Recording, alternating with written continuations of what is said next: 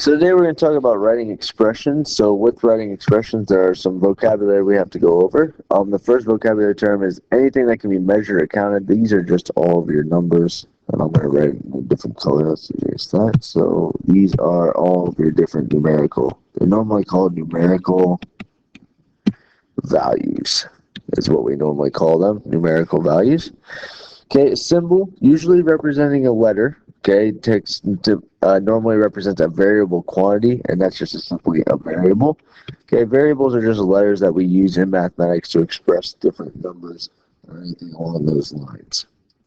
A mathematical phrase, well, all mathematical phrases are called expressions, but we have two types. Okay, the first type, anything that deals with numbers and variables, we call these algebraic expressions. Algebraic expressions. And ones that contain only numbers and operations and no variables, we call these numerical expressions.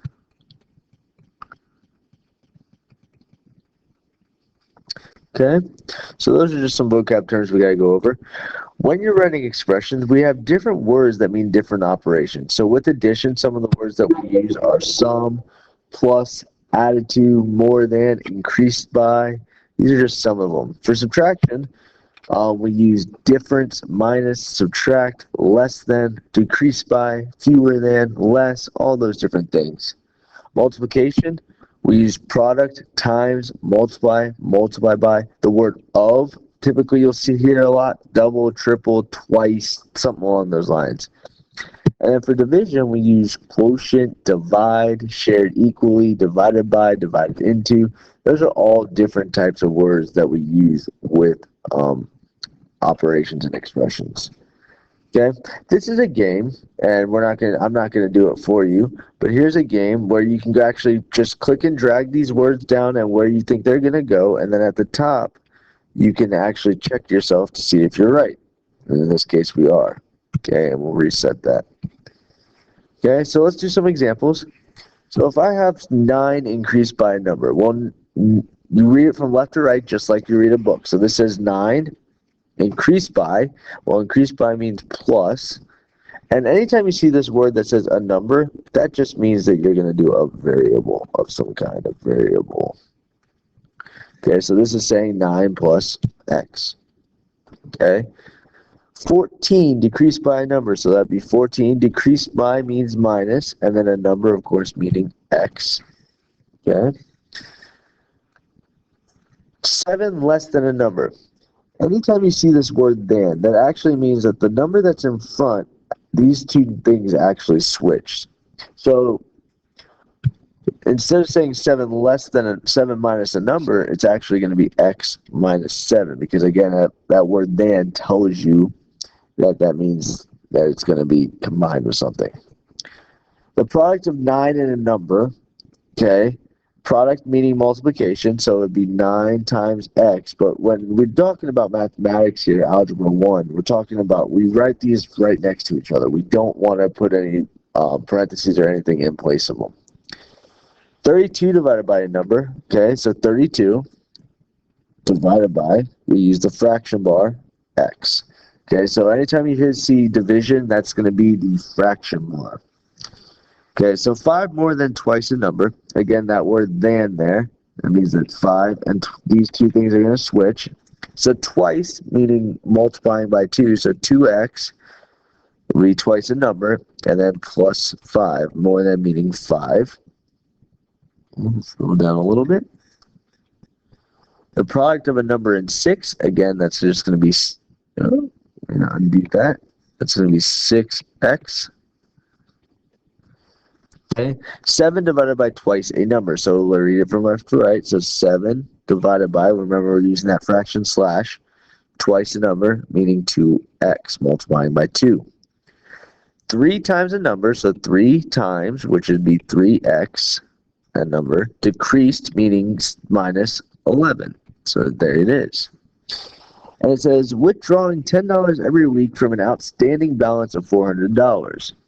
Well, when you're withdrawing money, you're taking money out of the bank. So if you're starting with a balance of $400 and you're taking money away, that means you're subtracting $10 every week. So $10 a week, well, we don't know how many weeks we are, so we're going to use W for weeks. So it's going to be 10 times W. So on this slide, we're going to convert it from expression to words. So I'm just going to keep it simple. This would be a number plus 5. And this one would be a number minus 3. This one I'm going to say twice a number because we're multiplying by 2. And this one I'm going to say a number divided by 7. For this one's a little tricky. The way we're going to write this one is 100. I'm going to just write the number plus, and because we want to keep that 6 and y next to each other, we're going to say the product of 6 and a number. Okay, and then this one, same situation. This time we're going to say the product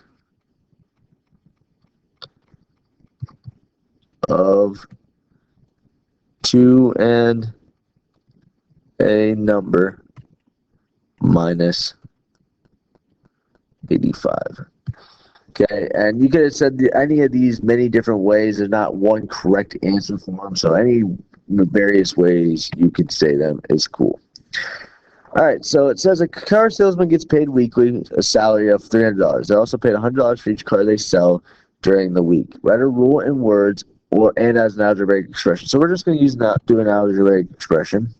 So what's actually changing here is cars sold. If you look where that is located, it's actually located right here down our thing. So you notice the 300 doesn't change, the plus doesn't change. The only thing that changes is this number in the middle where I have the circle. Well, that's being represented by n. So that it would be our algebraic expression for that situation.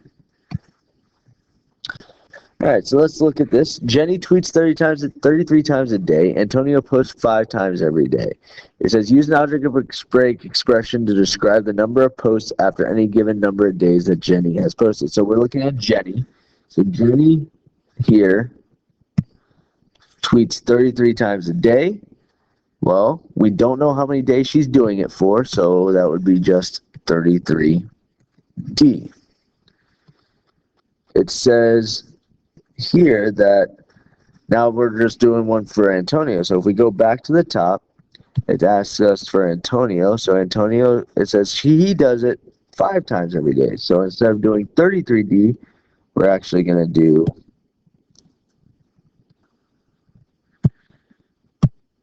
5D.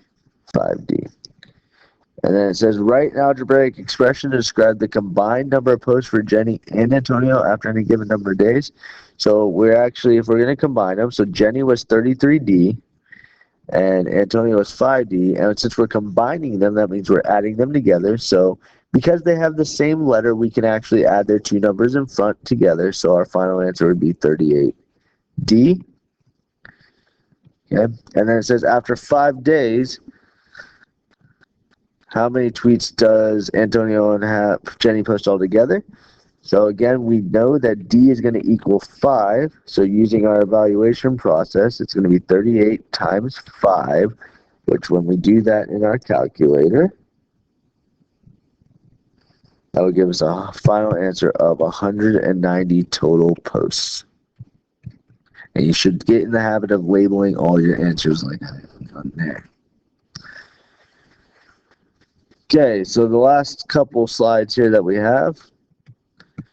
Mario and Luigi plan to buy a Wii U for $299. A Wii U game costs $59.99 each. They plan to purchase 1 console. It says, write an algebraic expression. All right, so we know they're buying 1 console that costs $299. And then they're also buying games which we don't know how much they cost. So we know how much they cost. They're $59.99, but we don't know how many they're buying, so we're going to label that with G.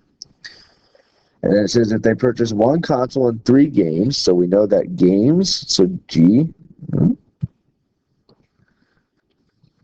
G is going to equal, we know G will equal 3. So we're going to put it in here. So it's $299 plus $59.99 times, we know that they're buying 3 of them. So we can do that math. So order of operations tells us to do the multiplication first, which gives us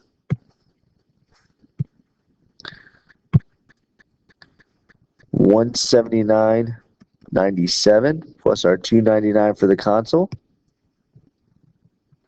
which gives us a final answer of $478.97.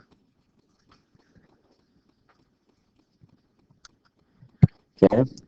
Then it says they're also going to buy controllers at $29.99 each. So we're going to write our expression again. So it's going to be $299 for the console plus the $59.99 for per game. Plus now we got to add this $29.99 for our controllers because now they're buying controllers. Okay. And it says what is the total cost before sales tax as he buys one console, 3 games, and 2 controllers. Well, we know the cost if he buys one console and 3 games because we did that on the last slide. That cost, and we'll scroll back down to remind ourselves, was $478.97. So it was $478.97 plus. Now we know they're doing $29.99 and they're purchasing. They tell us 2 extra controllers, so we know C is going to equal 2. So where that C is, we're going to replace it with 2.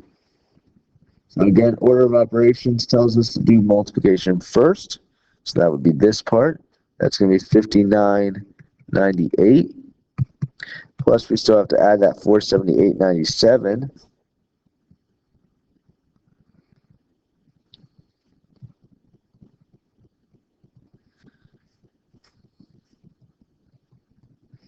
Which gives us an answer of $538.95.